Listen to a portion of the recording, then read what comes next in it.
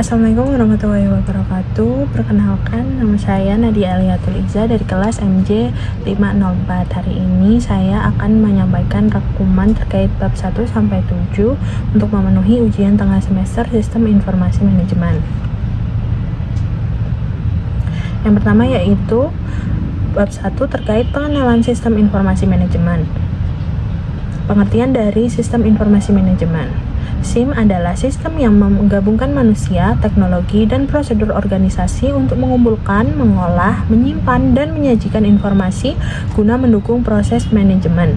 SIM membantu organisasi dalam pengambilan keputusan perencanaan, pengendalian, dan evaluasi kinerja. Lalu, ada 5 komponen utama dari SIM. Yang pertama yaitu hardware. Merupakan komponen fisik yang digunakan untuk menginput, memproses, menyimpan, dan mentransmisikan data. Contohnya yaitu komputer, server, ataupun perangkat LAN. Yang kedua ada software, yang terdiri dari software sistem dan software aplikasi. Contohnya adalah ERP, CRM, dan software akuntansi. Yang ketiga ada database, tempat penyimpanan data terstruktur dan dikelola dengan baik oleh DBMS agar data mudah diakses dan diperbarui. Yang keempat yaitu ada prosedur, kebijakan aturan, dan langkah operasional yang mengatur bagaimana data dikumpulkan, diproses, dan didistribusikan dalam organisasi.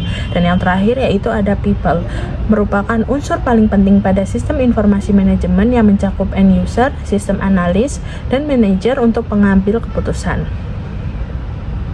Lalu, apa sih peran SIM dalam organisasi? Yang pertama sebagai pendukung pengambilan keputusan, lalu ada peningkatan efisiensi operasional, meningkatkan koordinasi dan komunikasi, memberikan keunggulan kompetitif, mendukung perencanaan strategis, dan yang terakhir yaitu meningkatkan kualitas layanan.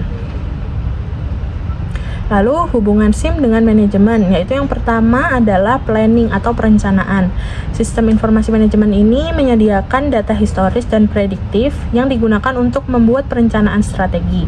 Yang kedua ada organizing, yaitu pengorganisasian. SIM membantu mengalokasikan sumber daya secara efisien dan memastikan alur kerja yang tepat. Dan yang ketiga itu ada leading atau pengarahan. SIM ini membantu komunikasi, mempermudah penyampaian perintah, serta memantau kinerja bawahan. Dan yang terakhir yaitu ada controlling atau pengendalian. SIM ini menyediakan laporan evaluasi untuk mendeteksi penyimpangan dan membantu koreksi kinerja organisasi.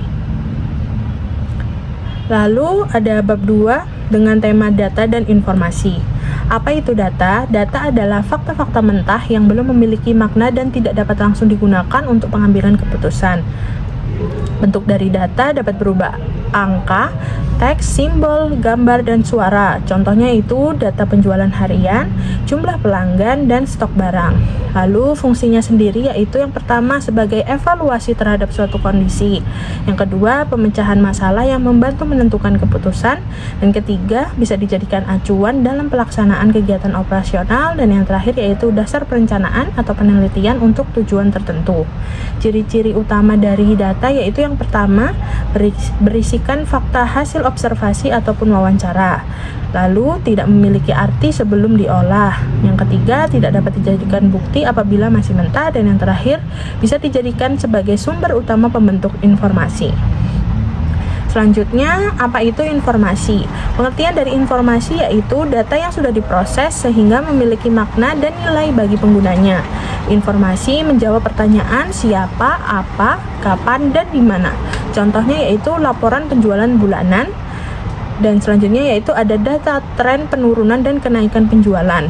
Fungsi dari informasi sendiri yaitu menambah pengetahuan penerima, mengurangi ketidakpastian dalam pengambilan keputusan, mengurangi resiko kegagalan, dan yang terakhir yaitu memberikan standar untuk penilaian hasil keputusan. Di informasi ini sendiri ada siklusnya, yaitu pertama kita harus melakukan input, yaitu menambahkan data yang kita peroleh tadi ke dalam komputer. Selanjutnya kita memproses data tersebut yang nantinya akan menjadi output. Dan yang terakhir output yang kita dapatkan digunakan untuk menentukan keputusan. Dan yang terakhir yaitu menghasilkan informasi yang bisa digunakan untuk feedback dan menghasilkan data baru lagi. Siklus dalam informasi ini akan terus berulang sampai kita mendapatkan apa yang kita mau. Lalu ada jenis-jenis informasi. Yang pertama yaitu informasi strategis, mendukung pengambilan keputusan jangka panjang seperti analisis tren pasar. Yang kedua, informasi taktis untuk keputusan jangka menengah seperti penyusunan rencana penjualan ataupun produksi. Dan yang ketiga yaitu informasi operasional atau teknis, digunakan pada kegiatan rutin harian seperti laporan penjualan harian dan laporan absensi. Karakteristik dari informasi itu sendiri bisa dikatakan sebagai informasi yang berkualitas apabila dia memiliki efektivitas. Efektivitas di sini yang berarti informasinya yaitu harus relevan, tepat waktu, benar dan konsisten. Selanjutnya yaitu efisiensi, disediakan dengan optimal tanpa membuang sumber daya. Selanjutnya ada kerahasiaan. Informasinya ini harus aman dari akses yang tidak sah.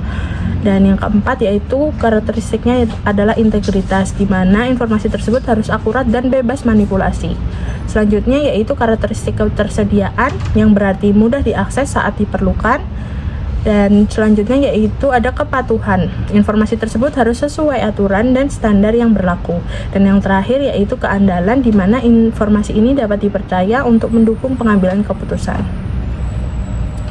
Berikut adalah tabel perbedaan data dan informasi. Dilihat dari segi aspek arti, data ini berartikan fakta mentah, lalu informasi adalah hasil olahan data. Dari aspek penggunaan, data merupakan bahan yang tidak bisa langsung untuk digunakan, sedangkan informasi digunakan untuk mengambil keputusan. Lalu pada aspek makna, data ini belum memiliki makna, sedangkan informasi sendiri sudah ada maknanya. Dan fungsi yang terakhir yaitu dari data sebagai bahan baku, dan pada informasi fungsinya yaitu adalah produk jadi. Selanjutnya itu ada bab ketiga, komponen utama sistem informasi manajemen. Yang pertama yaitu menurut Loudon dan Loudon 2022, sistem informasi ini terdiri dari 5 komponen yang saling berinteraksi untuk menghasilkan, memproses, dan menyebarkan informasi. Keterpaduan kelima komponen ini nantinya akan membentuk satu kesatuan sistem informasi yang efektif dan efisien. Komponen utamanya yaitu ada hardware, lalu software, yang ketiga ada database, yang keempat ada network, dan yang terakhir yaitu ada people. Lalu perangkat keras sendiri, yang pertama kita akan membahas tentang pengertiannya. Perangkat keras atau hardware adalah komponen fisik dari sistem komputer yang berfungsi untuk menjalankan instruksi dan memproses data menjadi informasi. Jenis-jenisnya yaitu yang pertama ada input device, digunakan untuk memasukkan data ke dalam sistem. Contohnya keyboard, mouse, scanner, barcode reader. Dan yang kedua yaitu ada processing device, yang bertanggung jawab untuk menjalankan instruksi program dan memproses data, contoh CPU. Dan yang ketiga yaitu ada output device, yang menampilkan hasil pemrosesan data. Contohnya yaitu ada monitor, printer, dan proyektor. Yang keempat ada storage device, gunanya untuk menyimpan data dan program secara sementara maupun permanen. Contohnya adalah hard disk, SSD, dan flash drive. Dan yang terakhir yaitu networking device, yang kegunaannya yaitu mendukung konektivitas antar sistem. Contohnya router, switch, dan hub. Peran dari hardware ini sendiri yaitu sebagai infrastruktur utama untuk menjalankan aplikasi sistem informasi dan menyimpan data. Selanjutnya yang kedua ada software atau perangkat lunak. Software adalah sekumpulan instruksi atau program yang mengatur cara kerja perangkat keras untuk memproses data menjadi informasi. Jenisnya ada 3, yaitu system software, application software, dan yang ketiga yaitu utility software. Peran dari software ini sendiri yaitu sebagai otak pengendali dalam sistem informasi yang membantu proses input, olah data, dan analisis data. Yang ketiga yaitu ada basis data atau database. Pengertiannya yaitu kumpulan data yang terorganisasi, yang disimpan dan dikelola secara sistematis sehingga dapat diakses dan diperbarui dengan mudah. Komponen-komponennya yaitu ada 3. Yang pertama yaitu data. Data yang merupakan fakta atau informasi mentah yang dapat disimpan. Lalu yang kedua ada database management system atau DBMS, yaitu merupakan perangkat lunak untuk mengelola basis data. Contohnya MySQL, Oracle, dan SQL Server.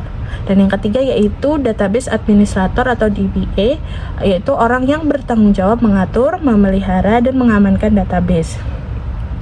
Peran database ini sendiri yaitu yang pertama menyediakan sumber tunggal data yang dapat digunakan untuk seluruh bagian organisasi, lalu memastikan keakuratan dan konsistensi informasi, dan yang terakhir mendukung proses pengambilan keputusan berbasis data atau yang sering kita kenal dengan data driven decision making.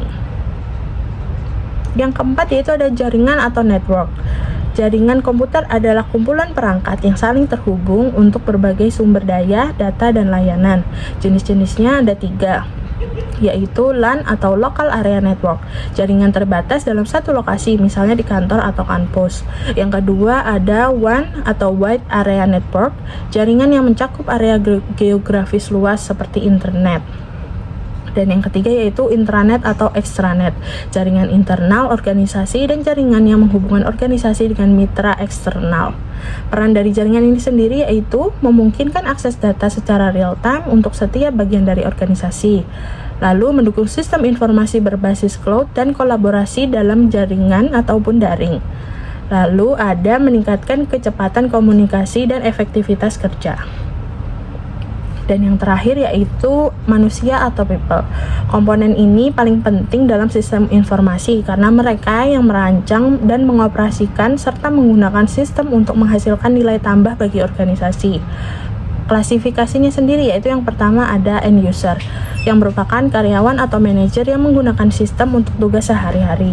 Lalu ada sistem analis, orang yang menganalisis kebutuhan dan merancang solusi bagi sistem. Yang ketiga yaitu ada programmer atau developer, orang yang membangun dan menguji aplikasi sistem informasi. Yang keempat, database administrator atau DBA, orang yang berperan mengelola data organisasi. Dan yang terakhir adalah Chief Information Officer atau CEO, pimpinan yang mengatur strategi penggunaan teknologi informasi dalam organisasi. Perannya yaitu mengembangkan dan mengelola sistem informasi, mengambil keputusan berbasis data, dan yang terakhir yaitu menjaga keamanan, etika, dan keberlanjutan penggunaan teknologi informasi. Lalu di bab keempat kita akan membahas terkait DBMS atau CBES.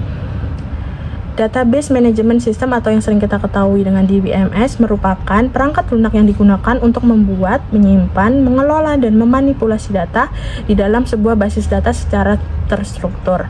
Sistem tersebut juga mengidentifikasikan korelasi data dan melakukan analitik sesuai kebutuhan. Perannya yaitu merupakan bagian utama dalam SIM karena menyediakan data terintegrasi untuk berbagai aplikasi dalam pengambilan keputusan. SIM tidak dapat berjalan tanpa basis data yang baik. Lalu ada model struktur dalam DBMS ini sendiri. Yang pertama yaitu model hierarki atau hubungan seperti orang tua dan anak. Lalu ada model jaringan yang di dalamnya memaknai setiap anak bisa memiliki lebih dari satu parent. Dan yang terakhir yaitu model relasional, yaitu data disusun dalam tabel, dihubungkan dengan primary key dan meminimalkan duplikasi. Adapun kelebihan dan kekurangan yang dimiliki oleh DBMS ini sendiri. Kelebihannya yaitu ada 5. Yang pertama, pengolahan data lebih cepat, efektif, dan efisien, mengurangi redundansi data dan meningkatkan integritas data. Yang ketiga, independensi data berupa perubahan struktur tidak merusak aplikasi. Yang keempat, data tersentralisasi jadi lebih aman dan mudah diakses bersama. Dan yang terakhir yaitu sistem keamanan yang lebih fleksibel. Kekurangannya, DBMS ini membuat menjadi lebih rumit, ekstra tempat penyimpanan, biaya relatif tinggi, performance aplikasi lain terganggu, dan yang terakhir yaitu resiko besar apabila terjadi kegagalan sistem. Tahapan membuat DBMS. Yang pertama, kita harus menentukan kebutuhan data, dimulai dengan identifikasi masalah, kebutuhan informasi, dan prosesnya. Lalu ada pemodelan data dengan menggunakan teknik seperti entity relationship. Dan yang terakhir yaitu memasukkan data ke database melalui definisi entitas, atribut, dan relasi. Selanjutnya ada CBES yaitu Computer Based Information System yang merupakan suatu sistem pengolahan data menggunakan komputer agar menjadi informasi yang berkualitas dan alat bantu dalam pengambilan keputusan, koordinasi dan kendali, serta visualisasi dan analisis. Fungsinya sendiri yaitu penghasil informasi yang cepat, akurat, dan terpercaya.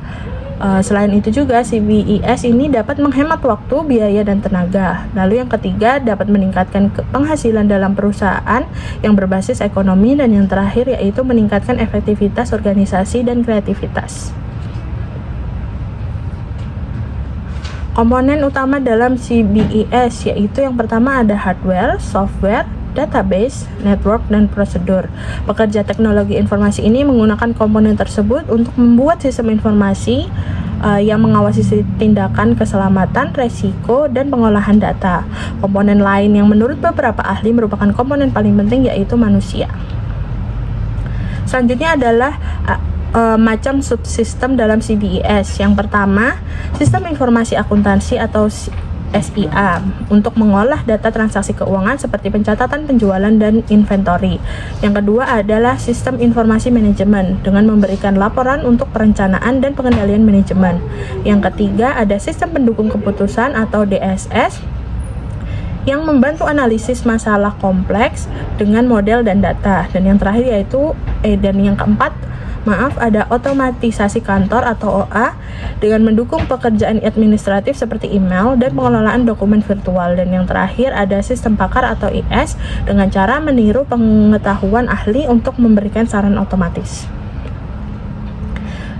Di bab selanjutnya kita akan membahas tentang sistem informasi akuntansi. Pengertian dari sistem informasi akuntansi yaitu menurut Romney dan Steinbart, SIA adalah sistem yang berguna untuk melakukan pemrosesan data menjadi informasi sekaligus sebagai pengumpul, pencatat, dan penyimpan data. Data dan informasi ini nantinya digunakan untuk memudahkan dalam pengambilan keputusan. Informasi akuntansi disajikan dalam bentuk laporan keuangan untuk stakeholder. Sejarah awal mula adanya sistem informasi akuntansi. SIA ini dikembangkan secara in-house pada tahun 1970-an untuk fungsi pengupahan, karena praktisi akuntansi masih mengandalkan metode manual yang dianggap lebih murah dan mudah dipelihara. Lalu, SIA ini kemudian tersedia dalam bentuk paket perangkat lunak dari vendor besar seperti Microsoft, SAP, Sage, dan Oracle. Saat ini, SIA berbasis cloud computing semakin diminati karena lebih efisien dan rendah biaya. Namun, penerapannya juga memerlukan banyak kepentingan untuk mengurangi kebutuhan akan peran operasional akuntansi tradisional. Selanjutnya ada fungsi dalam bisnis. CBES sistem informasi akuntansi ini memiliki fungsi yang pertama yaitu mengendalikan keuangan perusahaan untuk mencegah kecurangan, lalu mengubah data mentah menjadi informasi keuangan yang dibutuhkan. Yang ketiga ada mencatat transaksi secara tepat, teratur sesuai tanggal kejadian. Yang keempat ada mengambil data dari berbagai dokumen yang terkait dengan aktivitas bisnis.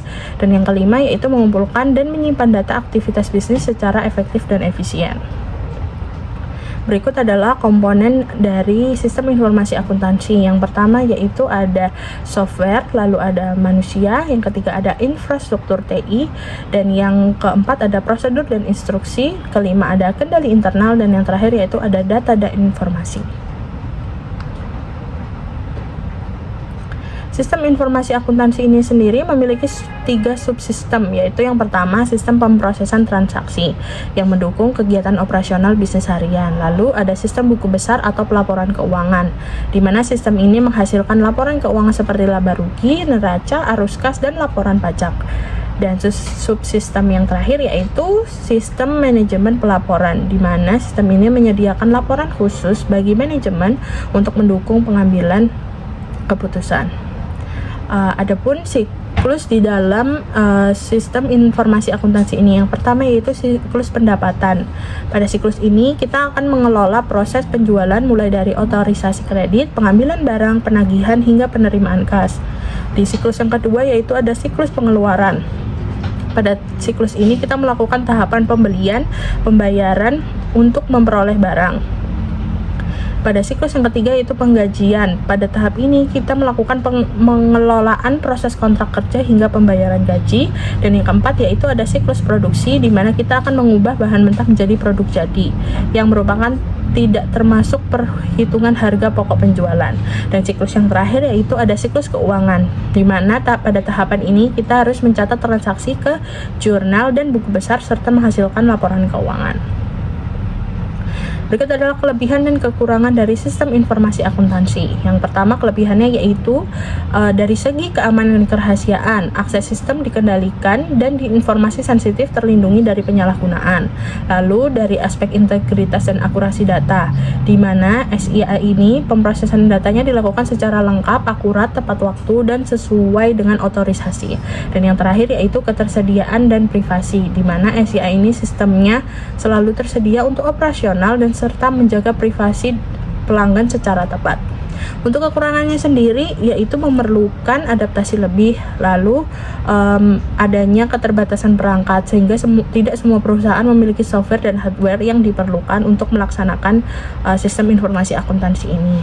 Dan kekurangan yang terakhir yaitu informasi yang kurang lengkap, di mana laporan yang dihasilkan bisa tidak optimal sehingga verifikasi menjadi lebih lama. Selanjutnya yaitu di bab 6 kita akan membahas tentang jenis-jenis sistem informasi manajemen. Pada level operasional yaitu ada Transaction Processing System atau sering kita ketahui dengan TPS. Sistem ini merupakan sistem pengelolaan informasi yang mencatat, memproses, dan menyimpan transaksi harian perusahaan dengan pihak luar. Ciri utama dari TPS ini yaitu perusahaan pada level operasional, volume datanya besar dan berulang, proses cepat dan akurat, lalu data yang dihasilkan yaitu real time dan otomatis. Contohnya yaitu sistemnya adalah sistem penggunaan kasir pada supermarket, lalu sistem absensi karyawan, dan sistem pemesanan tiket online. Selanjutnya di level taktis ada Management Information System atau MIS, sistem yang mengolah data dari TPS menjadi laporan periodik untuk membantu manajer merencanakan dan mengontrol kegiatan organisasi. Karakteristik dari MIS ini sendiri yaitu yang pertama, menghasilkan laporan yang terstruktur, informasi yang didapatkan itu ringkas dan historis, dan yang terakhir yaitu mendukung keputusan taktis di level manajer menengah. Contoh dari Management Information System ini sendiri yaitu yang pertama, laporan penjualan, laporan penggunaan bahan baku, dan laporan kinerja divisi. Yang ketiga pada level taktis sampai strategis yaitu ada Decision Support System atau yang sering kita ketahui dengan DSS. Sistem ini berbasis komputer yang membantu manajer dalam mengambil keputusan dengan berbasis data atau Data Driven Decision dengan dukungan analitik dan model matematis. Ciri utama dari DSS ini yang pertama yaitu interaktif dan fleksibel, yang kedua mengintegrasikan data internal dan eksternal, dan yang terakhir menggunakan analisis statistik simulasi prediksi. Contoh dari DSS ini sendiri yaitu peramalan permintaan, analisis resiko, rekomendasi lokasi bisnis. Lalu yang keempat pada level strategis ada Executive Support System atau ISS, sistem yang memberikan informasi strategis bagi manajemen puncak untuk mendukung pengambilan keputusan jangka panjang perusahaan. Karakteristik ISS ini yaitu menampilkan tren eksternal dan indikator strategis, dashboard intuitif dan real time, mendukung analisis prediktif. Contohnya yaitu ada dashboard kinerja perusahaan, laporan penjualan global, dan yang terakhir yaitu Business Intelligence atau BI. Selanjutnya yaitu ada lintas level. Pada lintas level ini ada yang namanya Enterprise Research Planning atau ERP. Sistem informasi terintegrasi lintas fungsi organisasi yang menggabungkan semua aspek berupa keuangan, sumber daya manusia, produksi logistik, hingga pemasaran ke dalam satu platform. Ciri utama dari ERP ini yaitu integrasi antar divisi, database terpusat, dan real-time reporting, dan efisiensi serta kolaborasi lintas fungsi. Contohnya yaitu ada SAP, Oracle ERP Cloud, Microsoft Dynamics 365, Odoo, dan NetSuite. Pada ERP ini sendiri memiliki model umum. Yang pertama yaitu ada Finance dan Accounting, di mana pada model ini mengelola akuntansi, anggaran, dan keuangan. Lalu pada model yang kedua ada Human Resource yang mengatur data pegawai, rekrutmen, dan penggajian. Lalu pada model ketiga ada Production dan Manufacturing, di mana pada model ini kita mengelola jadwal produksi dan bahan baku. Untuk model yang keempat ada supply chain management yang mengatur pengadaan, logistik, dan distribusi. Dan pada model yang terakhir yaitu ada customer relationship management atau CRM yang mengelola hubungan dan kepuasan pelanggan.